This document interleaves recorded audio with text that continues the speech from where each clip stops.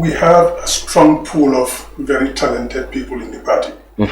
And it's normal that they would have political ambitions. We can understand that.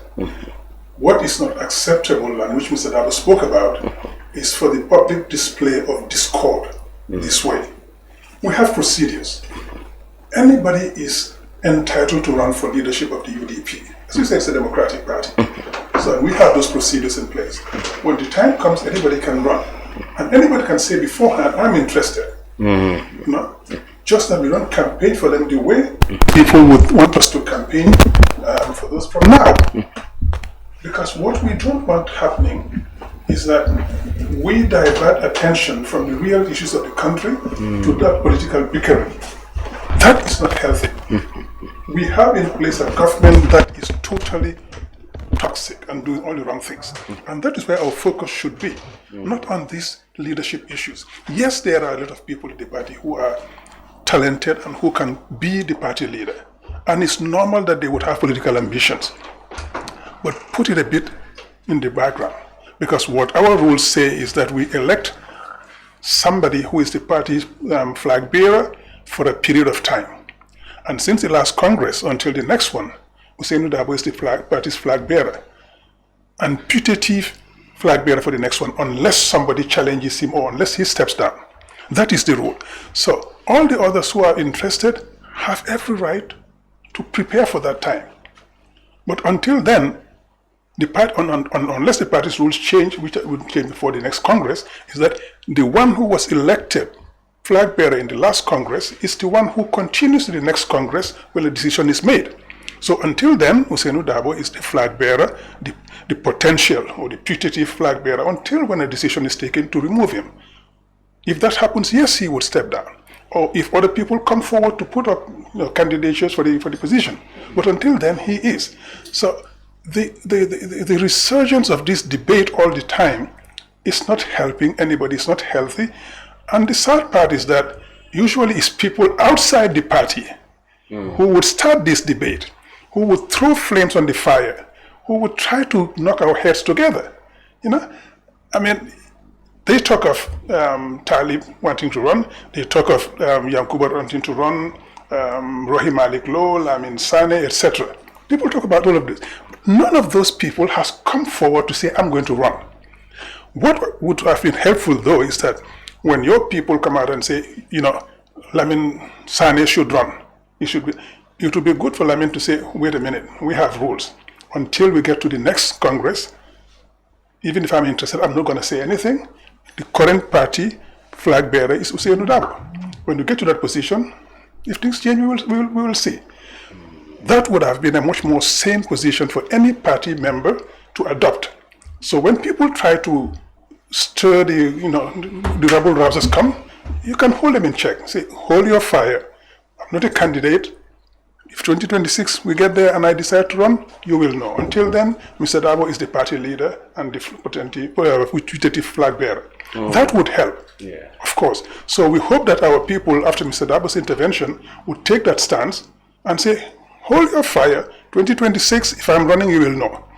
But until then, Mr. Dabo is the party flag bearer. Let's focus on that. And now let's focus our attention on talking about what this government is doing wrong. That is where we should be. I can understand that there is a need for sanity and decorum in the interest of the unity of the party itself. And of course, not being distracted from holding the government of the day to account. Yes. But many people feel this would always be a heated debate that you can only manage to postpone, but it will eventually flare up again. Oh, absolutely, absolutely. I mean, ambition is normal and it's natural, right? Particularly we have such a pool of talented young people. So people think if you address it now, perhaps, and not later when the election is near, when it all started all over, it may be too late for you to come to one camp. That is a possibility, but unless it gets out of hand, we would want to play by our rules, which say we only declare the flag bearer for the new election coming when we have the Congress, which is going to be in 2026. Now, if things get really out of hand, that might be necessary. The party national executive or the central committee might take the decision. I mean, I'm not sure it would, but I think that could be a possibility. But until then, I think we would want to hold our rules, and I think sanity is going to prevail after Mr. Dabo's intervention. And also people are talking to each other, say, look, this is not absolutely necessary, and it's not right, and we shouldn't allow people outside the party to stir, this conversation. You will blame people outside the party, but don't you think this is a genuine problem within the party itself?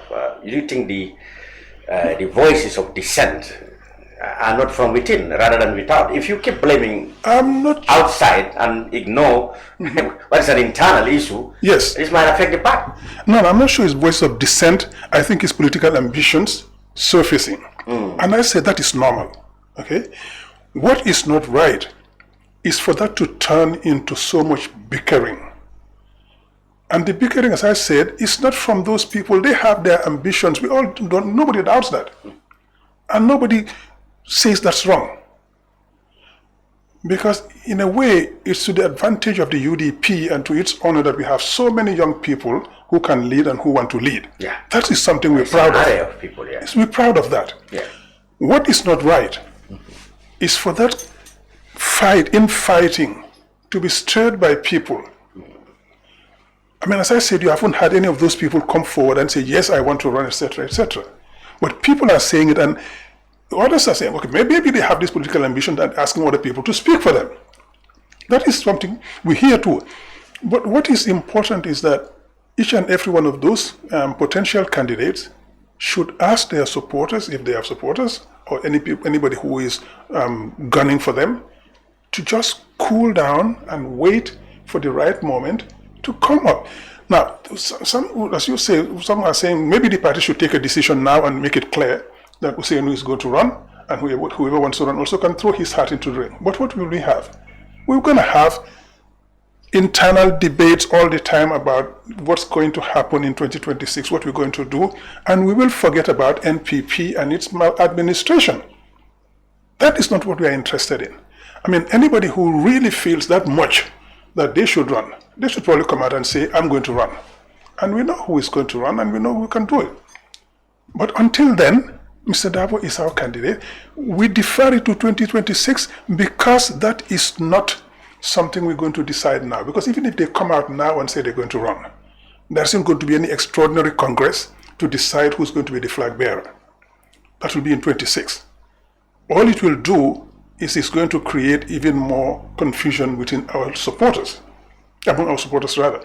So we are confident that all of this talk is preparing people for a division within the party. But I can assure you, all of those people who have been mentioned have all stated clearly that they did not tell anybody to advocate for their candidacy.